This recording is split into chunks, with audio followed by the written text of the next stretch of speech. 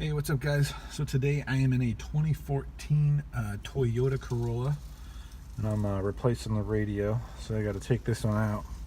And in order to get this guy out, this whole panel across the dash here comes out.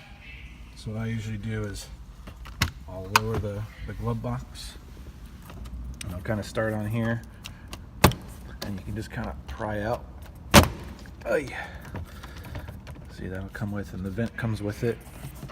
You just kind of go all the way across here.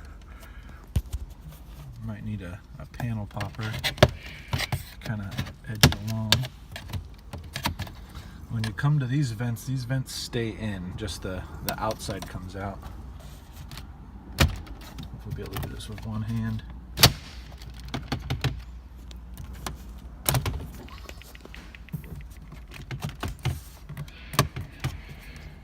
So I needed to use both of my hands real quick, but it comes all the way out to right there. So you don't have to take anything off of the instrument cluster, but it comes off of there, and they're just little tabs and clicks. And you'll see you're gonna have one connector, and that's for the passenger airbag light.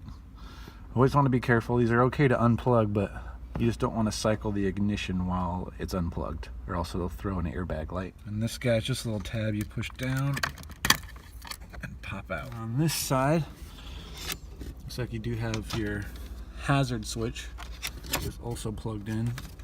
Same thing, just a little tab there. And that'll come out.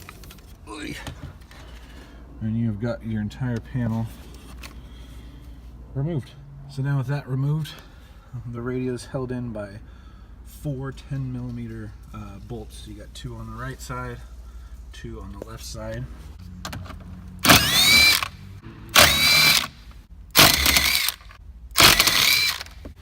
Then once you have those removed, now you can pull the radio out, just like every other radio. You're gonna have a bunch of plugs on the back of this one, but each one is just held in by a little tab. You just push down and pull out, push down, pull out, push down. This one's a little hard. Pull out. This guy, push down, pull out.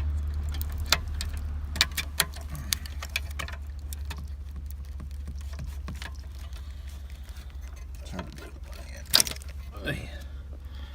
There you go. 2014 Toyota Corolla. Radio out.